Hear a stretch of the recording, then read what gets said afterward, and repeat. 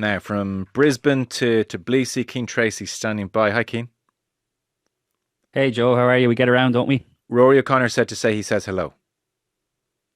Hi Rod. Georgia, Ireland, Saturday, Virgin Media Television. Thank you very much. We'll be coming at you. Apparently, the All-Ireland hurling semi-final. Don't worry about that. Ireland, Georgia, 6 o'clock. Switch over. Um, so there's a 33-man Irish squad there. We have 13 uncapped players, and Craig Casey is captain, and you are with the team. I know you spent some time with Georgian camp actually, which is very interesting. So I'll ask you about that in a moment. Just on Craig Casey, very mixed feelings for him, Keane, as Ben White got the phone call. I don't mean this as kind of pointedly as it sounds, but given he's not in the top four scrum halves in Lions contention, and maybe even that Van Portfeld was called into the training camp in Dublin, he may not be in the top five in Andy Farrell's eyes. Where is he falling short here? What's gone on? How do you think he's feeling about all this? I'd say he's pretty annoyed. Craig Casey's one. I was writing about this earlier this week. He's one of the better interviewees in Irish rugby in that he really shoots from the hip. He's very honest in the build-up to the Lions squad. He made no secret of the fact that it was a big ambition of his, whereas other players would tell you they're not thinking about it at all. Now, he missed the Six Nations, so through injury that he picked up for Munster and Cass. So he was always kind of on the back foot. But when you look at how well he played for Munster at the tail end of the season, I think he had reason to believe that he was in with a shot. He was obviously then gutted. He spoke about that when he missed out on the initial squad. And I think the assumption, certainly from the outside looking in, was that he would be at least one of the next cabs off the rank. And then when Jack Van Poortvliet was called up in Dublin as well, let's not forget, for the week of the Argentina game. So it would have been a handy enough call for Andy Farrell to make, for Craig Casey to make the short spin up the M7, and he didn't. Hard to get a reading on it. I wonder, the fact that Craig Casey was selected as Ireland captain.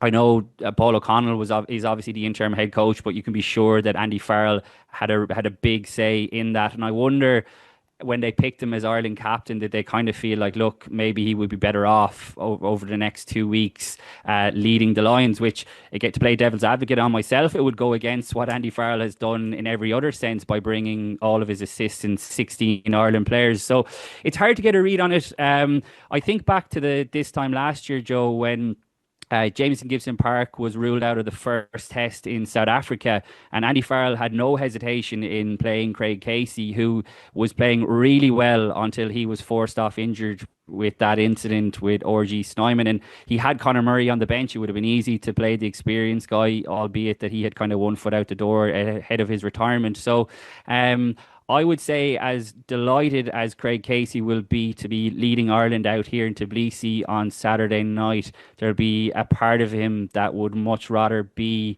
with the Lions in Australia. So it's a hard one for him, I think, Joe, isn't it? Yeah, very much so. Have we green tinted glasses with Casey? Like, are there shortcomings in his game that we're overlooking?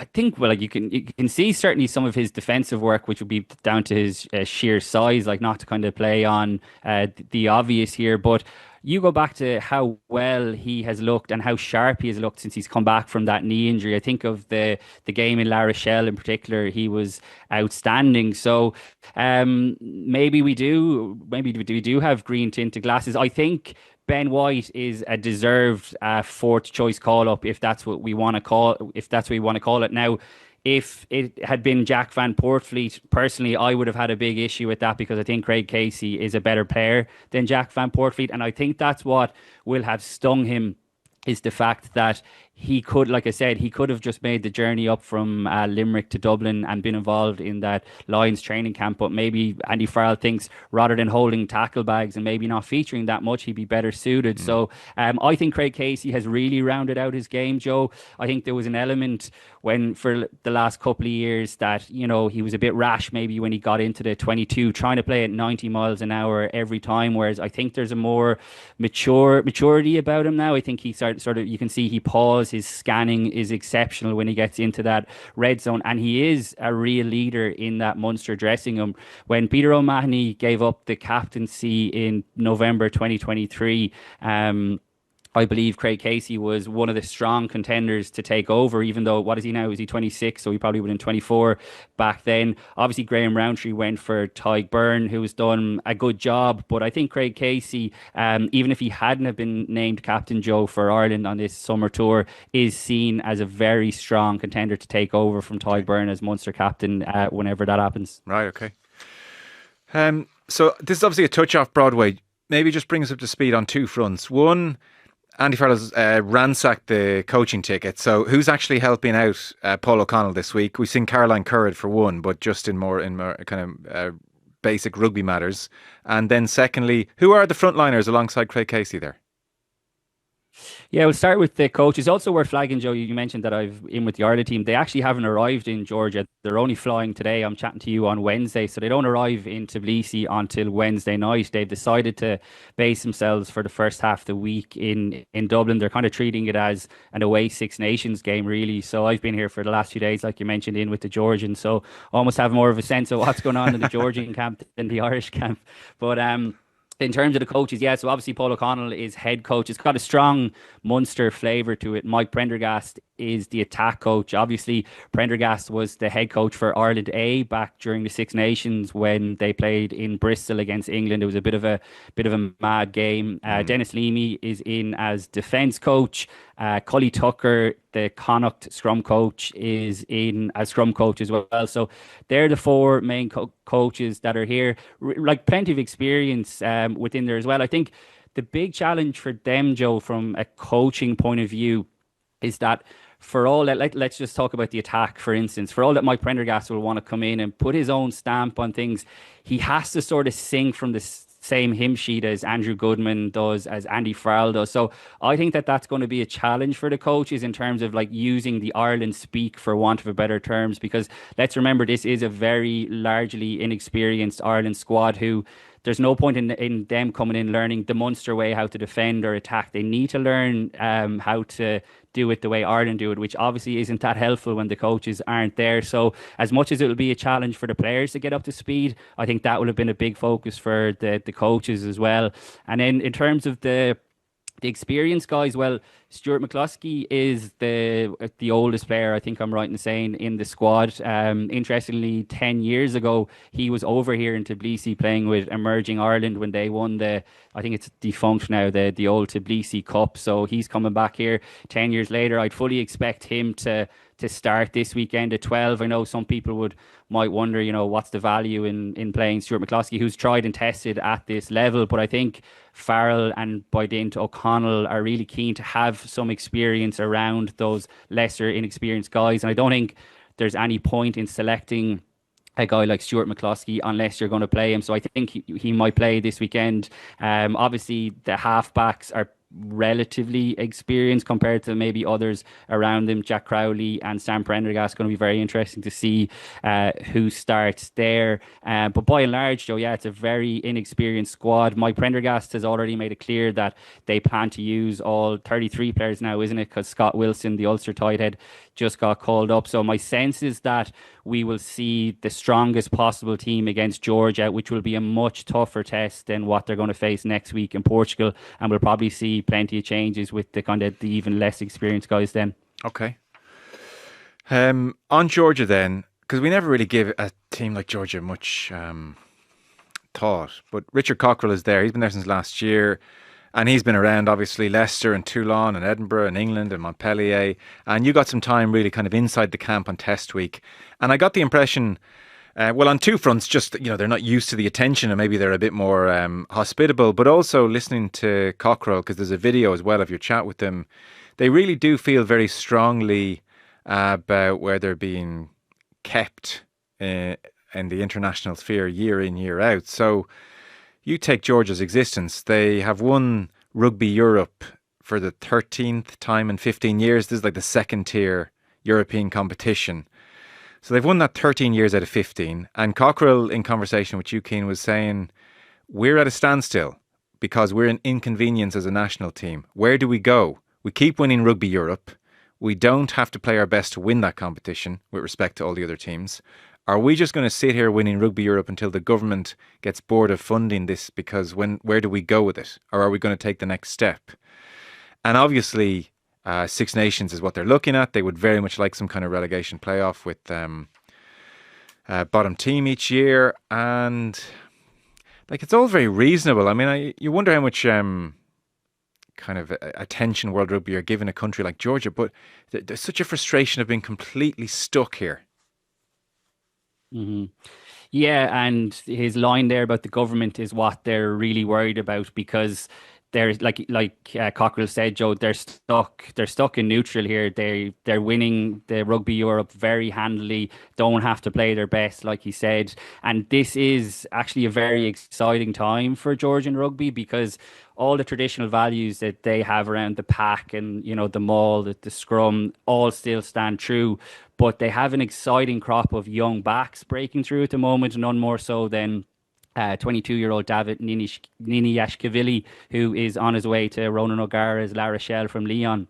Next season, he's already lit up the top 14. He is a sensational talent. For any listeners who haven't seen this guy in action, check him out. He's going to be starting fullback at the weekend. He is a top class player. On the wing, they have a guy called, bear with me on my pronunciation, Aka Tapudzadze, who is 27 and he's scored 50 tries in 51 tests. Now, albeit a lot of those games are going to be in Rugby Europe against secondary opposition, but that is a ridiculously good try scoring rate. They're out half Luca McTava, they're very excited about as well. So this is the reason that Georgia have been banging this drum for a while, Joe, but I think they feel like now because they're showing that they can produce more players. You look at what they did at the last World Cup. Now that they've won Rugby Europe again, they've guaranteed their place at the 2027 World Cup, and they actually believe, Cockrell was telling me this in the chat, that they can get out of their pool is what they believe. They've never won a knockout game in the World Cup, but they believe that the trajectory that they're on, certainly internally at the moment, that by the time they get to Australia 2027, that they can ruffle a few feathers. And they're definitely eyeing up this weekend, Joe, as a chance for one of their biggest results in their history, without a doubt. They don't care that it's a second string Ireland team coming. They recognise the quality that's still going to be there. Look at the coaches that they have.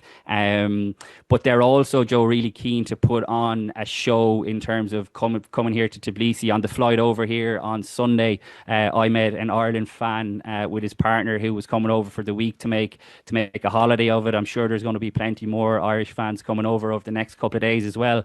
And Cockrell and the Georgian Union as a whole really want to showcase what Georgian rugby and what Georgian culture is all about here. So it's a massive weekend for them in that regard. On Sunday, they're going to fly to South Africa. They're going to play the Cheetahs over there, and then they're going to play the Springboks, which is obviously going to be an unbelievably tough challenge. So they're really eyeing up this Ireland game as the one to really get one over on them. Okay, it's great context to get for how what Ireland are facing at the weekend, and you can imagine they're really going to be up for it. What's the stadium like? Because this is the first trip for Ireland in a long time to the stadium. Is it up to scratch? Have you seen it yet?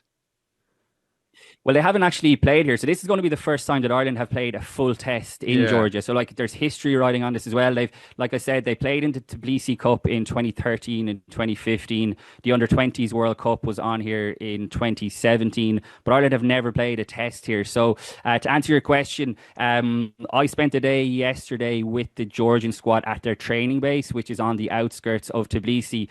It's a pretty kind of old-fashioned, rugged, kind of what you'd expect really coming over here. It's where they play the majority of their Rugby Europe games against Tier 2 opposition, but they're moving the game to the bigger football stadium here again because this is such a big occasion. I think it holds just shy of 30,000, and they're optimistic that it will be a sellout this weekend. So again, that just goes to add to the sense of occasion. And like I said, I was out there with them yesterday, and look, I'd never been given access like it behind the scenes. I mean, we get to see 10 minutes of Ireland warming up at a captain's run, or on a Tuesday, you get to see players stretching, not too much in that. Whereas, in fairness to Richard Cockrell and Conor McPhillips, who is the former Connacht and Bristol coach, he is now working with Georgia as the attack coach. He's a Dubliner who spent much of his life in Galway. So they invited me in, and it was brilliant, I have to say. Just really interesting to see how a professional team trains on what was their biggest day of the week in terms of training